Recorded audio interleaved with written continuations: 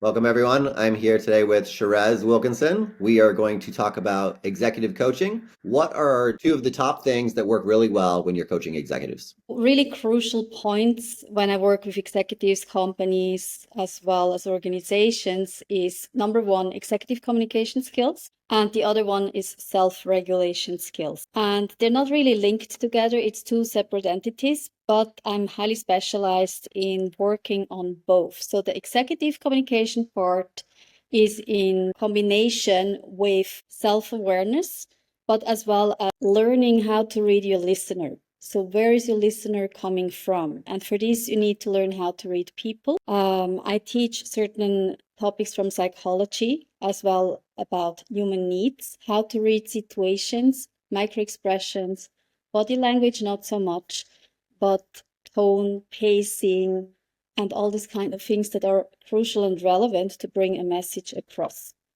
Now, the other part is self-regulation skills. And why is that relevant? If somebody is not aware of their weak spots and doesn't know themselves really to the core, they become very prone and easy to manipulate. So especially if someone has a C-level executive position in a company that's worth hundreds of millions or even billions of dollars, that's a big danger. And how do we prevent these things from happening?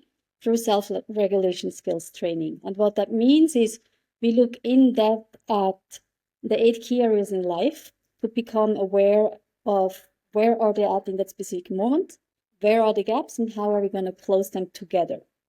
And this is a process. This is not something that you can just do in an afternoon and you're done with it. It's usually over a period of several months to 1.5 years that this collaboration continues, and then they go on and maybe they come back later on for more information or for honing their skills even further. What that allows to do is to be really conscious in your choices. So people cannot just play on your triggers or on the things that you have not consciously worked through. And in combination with communication skills, both together leads to really aware leadership. And that ripples through organizations, companies, and entire nations. It's extremely important for team alignment, team retention, as well as improving the overall performance within a company. If you have clarity and you know the tools in how to communicate throughout an organization, it gives you power over the outcome that you want to achieve. I love it. Executive communication, and part of communication, as you're saying, reading the microexpressions, the tone of voice, the word choice of the other people, because we all interpret words differently. We all interpret microexpressions differently. And so to do communication really well means let me understand this other person first. If I just come into the conversation and I don't read that, if I don't listen to that person in all of the ways that I can listen to them visually and auditory, right? Then I'm not going to be able to communicate to them in the language that they receive. Love that. And then self-regulation. Yeah, absolutely. So you touched on 8 key areas. What are some of those areas? So we start with an overall assessment of where the person is at in terms of their health, anything that's relating to their health, from sleep patterns to nutrition to blood tests to everything else. I come back to this a little bit later. It goes to your mindset. How much of that are you actually living and implementing in everyday life? Or are there the gaps, and how do you close those? And then the next one is your emotions, your relationships, your family history. Because many times you have intergenerational patterns that are repeating themselves without even being aware of that. So there's a lot of work behind that to find out your history, your roots, where are you coming from, what has happened. And obviously you can't do that within 1 or 2 weeks. It takes time. The next one, as we go forward, how are you connected to everything around you? So not in the sense of we're an island and we exist for ourselves. Everyone is a part of something bigger, be it the community, be it an organization, be it a region, a country, the universe, whatever you want to call it. But for each person, that's different. And that depends heavily on the value and belief system. So now, what is your value and belief system? That's the next question. And very few people actually reflect on these questions. How much of it have you chosen? And what is just taken over through cultural norms, through education, through history, or just through habit? And what makes sense for you today in this moment to still continue and carry forward, and what can you let go of? And to go through a conscious process of actually choosing what you want to believe in on a proactive basis frees up a lot of resources, time, and energy to focus on what you want to create going forward into the future.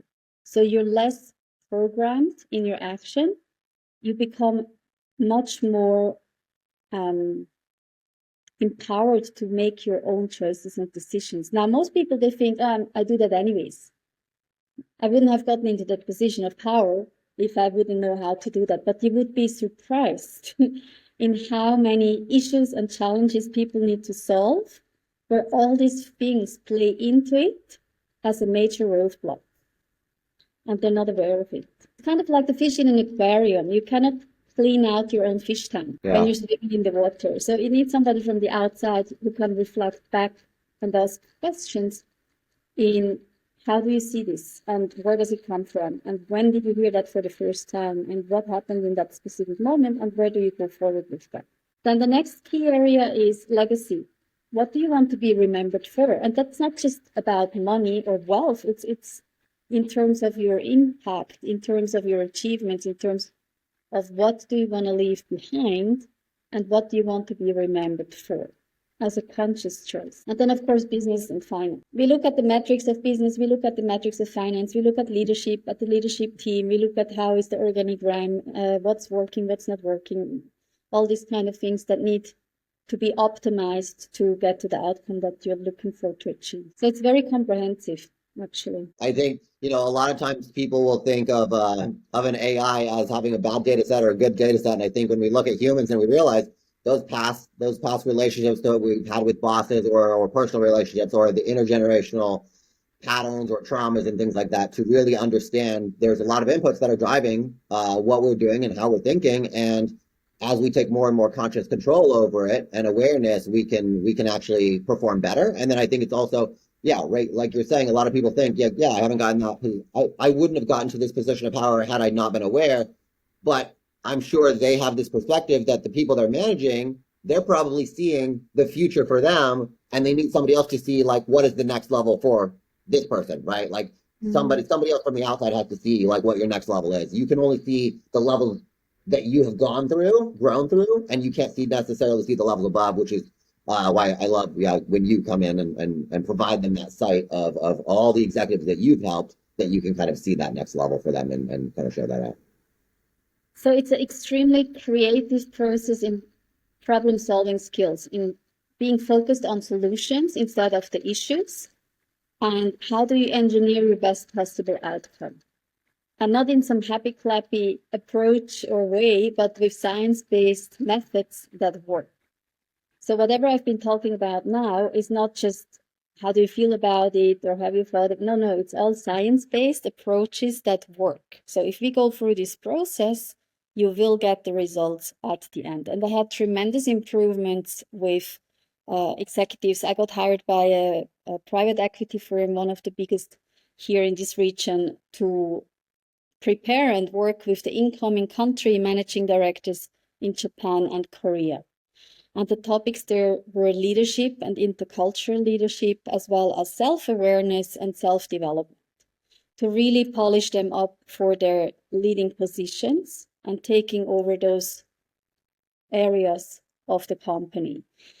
And it was a very, very interesting work. These people are super smart. It's not like they're not good at what they're doing. They're the best of the best you possibly can find. So that's never the question. I always work with highly successful people. But how do you level up from where you're at a little bit further? How can you optimize and improve if you're already very good? How can you get to that next level? And that's where often the polishing process sets in, right?